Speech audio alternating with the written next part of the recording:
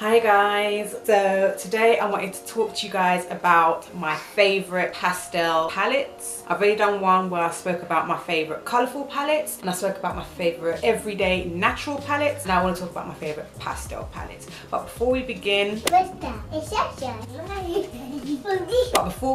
I wanted to show you guys, well, my friend sent me one of his t-shirts. The brand is called Yoziio. He literally gave this to me a few months ago and I saw it and I was like, oh, I need to wear this t-shirt. You guys know that I really like my comfortable lounge wear. I don't know if you can see the t-shirt. Look. There's Yoziio printed on it in this graph writing. I absolutely love it.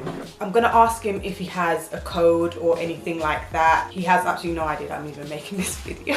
So hopefully he'll be okay with it. I'm gonna leave the link for his website down below, and if he does have a code then I'll put that down below as well. But yeah, so if you like these t-shirts, just check the website down below. On to the matter at hand. And this is in no particular order. It's just some of my favorite pastel palettes. So the first palette that I have in my hands, which is one of my favorite pastel palettes, is the Dose of Colors Eyescream palette. This is what the palette itself looks like. I am absolutely in love with Lavender Honey, Blueberry Swirl and Mint Chip. These are my favorites out of the whole palette. They're just so pretty. And I especially love Lavender Honey. That's like my favorite kind of purple. I've used this one so many times and it goes so well with the Blueberry Swirl. I believe this was limited edition, but then they brought it back again. And I do believe that it's still on Beauty Bay. So I will link this down below if it's still there. I really like the pigmentation of this palette. There are some other palettes which are a lot better in pigment. This is like my first Dose of Colors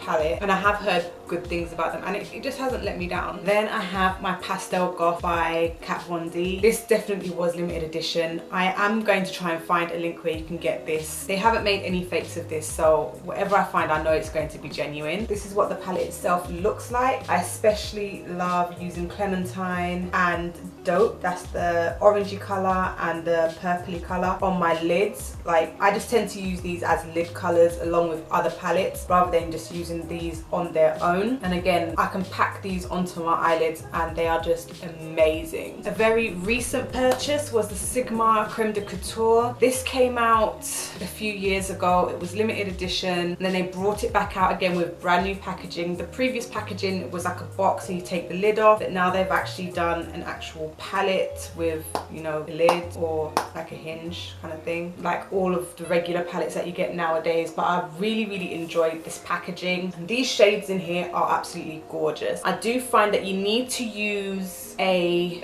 eyeshadow base, not just a primer. I actually mean a base, so that these will show up. Otherwise they can look a little bit faded. They swatch amazingly, but we're not here for the swatches, we're here for how the product performs. So if you really want these to show up, you need to use a base. This is what I have on my eyelids right now, and you can see how colourful it is. And you can find this one on, I think it's Cult Beauty. They still have it. Again, I'll link these down below. Oh, one last thing that I really do like about this is that it does have some, like these rosy tones up here are great for a transition shade for somebody who has my kind of skin tone. And I do appreciate that it has a brown in here as well. So not every shade is pastel, but they're pastel-esque. Speaking of bases, this Flash palette here by iMagic, this is like a dupe of the Makeup Forever Flash palette, which is like $100, and I ain't got no $100 to be spending. So I've got two of these. I've got this one and I've got the original one. This one, even though yes it does have like a pop of color here, the majority of these you can use underneath a pastel color. So if you wanted to boost any of your pastel shades, I would definitely advise using this kind of palette because it just helps to boost those pastel shades without having too much of a bright color underneath. So let's say for example, if I had a pastel blue, okay, because this is the first one that I've seen. If I had a pastel blue that I wanted to amplify a little bit, instead of using a bright blue, I would use this kind of blue, and it just helps to keep that pastel theme going because these are quite muted rather than being so overly bold. So I really like this palette when I'm using pastel shades. And then lastly, I have my Douce